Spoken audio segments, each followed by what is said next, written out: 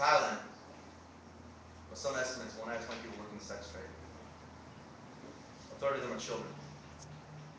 Boys and girls, the sons and daughters of former rice farmers, unable to compete against multinationals such as Cargill, sell themselves to foreign sex stores just outside the cities of Pattaya, Bangkok, and Phuket. In the mid-80s, late 90s, Thailand was referred to as a tiger economy, which meant only someone somewhere was making some money selling off the country. For most, nothing changed though. People still starved, in fact more so, just in India. A country now supposedly emerged from centuries of colonialism into a major world economy. In India, there are over 125 million children forced in the labor market today. In India, children work or they starve. Or they work and they starve. In Peru, in Indonesia, in Liberia, throughout most of the world, do the same. Today, 1 out of 5 children born in Africa will not reach the age of 5.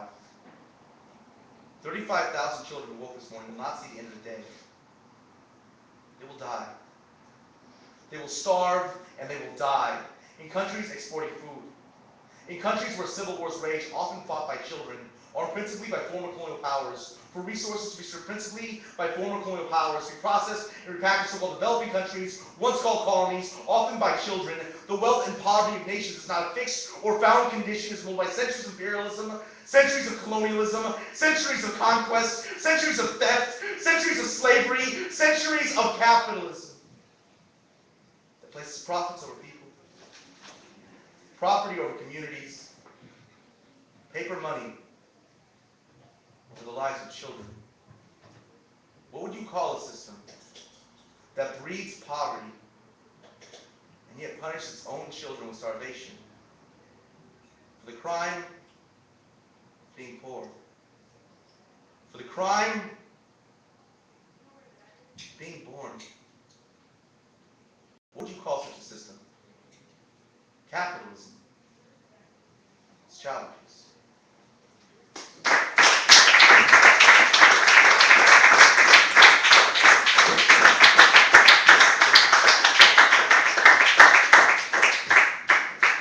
Ernest wanted to share a poem? Here we go. Is this on? Test, test. Test, 1, 2, test, test. Yeah, you can use this microphone.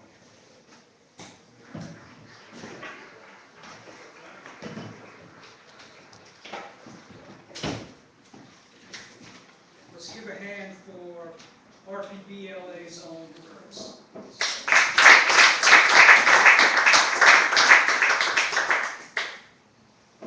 I must announce that I'm deaf. What? I couldn't hear anything. So if anybody has a printout or wants to remit something by email, I would appreciate it very much. Because I do not want to have attended and not heard anything. Okay. We are just about halfway between Rosh Hashanah and Columbus Day. Uh, I'll read a piece about Columbus Day. It's called Apocrypha abbreviated. Colonius Columbus Index acknowledging Howard Zinn. Can you can you hear me? Yes. Yes, Good. perfect. Because he hailed from Genoa, patriots deemed Columbus the discoverer of genocide. Not so. Gino discovered genocide. Columbus merely opened up this newly conquered continent to genocide's pursuit of happiness. Queries Dick Gregory. What's to prevent you from discovering my car parked in the parking lot with me inside? Because it was the year imperious Ferdinand and goodly Isabella banished every Spanish Jew from sanctimonious Spain, calumnious detractors say the mediocre mariner was Jewish, bent on escaping on the very eve the Holy Inquisition's instigation of devout pogroms, was to perpetuate medieval darkness, to forfend the dawning of the early light. Biographer Kirkpatrick Sales reveals an egomaniac dedicated to the propagation of the singularly European attitude that man should dominate a culture centered on its own inherent superiority.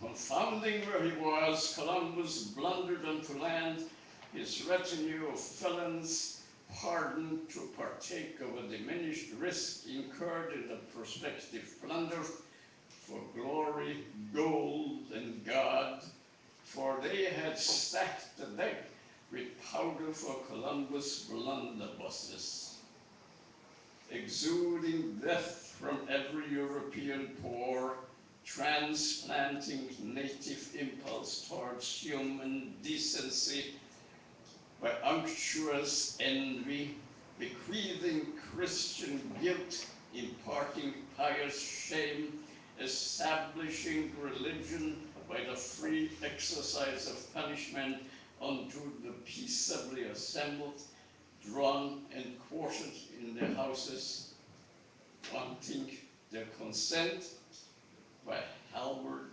sword, and holy double cross, for which endeavor the devout extortionist was greatly favored by the Holy Father, one of a long succession of assassin pontiffs, appropriating appellations such as pious, innocent, etc., who clambered onto sanctity by means of poisoned daggers to dispatch competitors, such as would gild their ceilings with the loot extorted from disparaged natives, abridged of life and limb, without redress to grievous mutilation, nor warranting unreasonable search and seizure of presumptive hoards of gold that none possessed.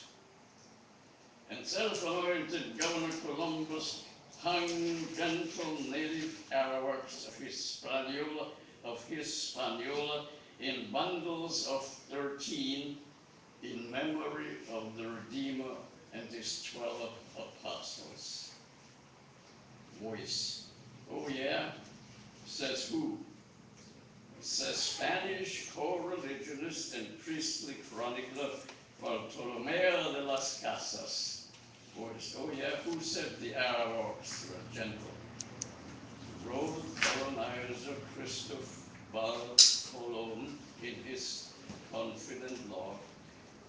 They bear no arms, believe in sharing. 50 of our men could subjugate them all. Columbus' archetypal trespass established Western culture's paradigm of Christian values conquests. Followed Pizarro, hacking pre-Columbian trinkets from indigenous anatomy, live or defunct, for the enhancement of his pre-Columbian collection. And rounding out Columbus' circle, one Hernan Cortes, superior Spanish conqueror, superior brutality proceeded, doing unto not so gentle Aztecs what Christopher had done to gentle Arawaks, not even mentioning one Ponce de Leon, for whose transgression reader please refer to the concise Columbia Encyclopedia.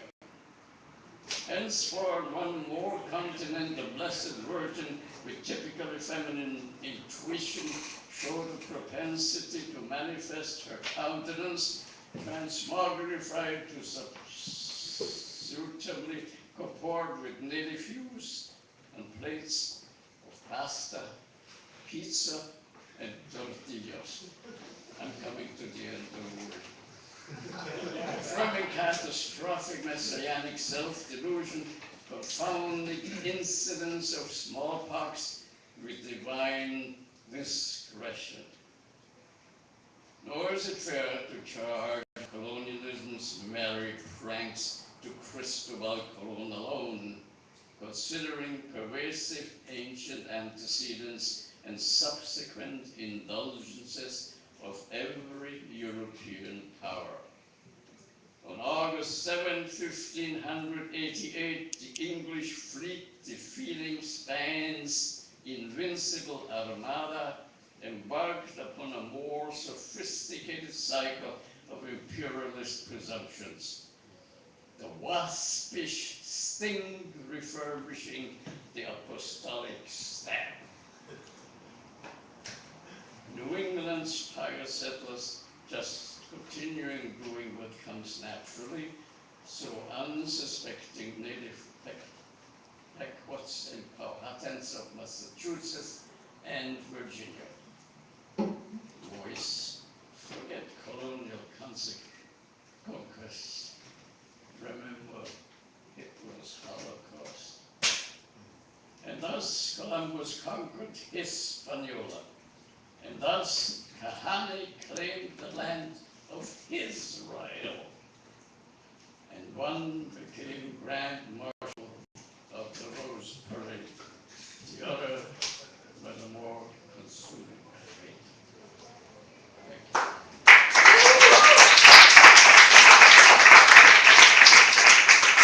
Thank you very much. Please, Before this program ends, I can't let it end without apologizing to Isaac. I'm so sorry. My phone went off. I know it happens to all of us. That does not make it okay. So I just wanted to acknowledge and apologize to you. That's on that happy note. Happy 100,000 Polish Day, guys.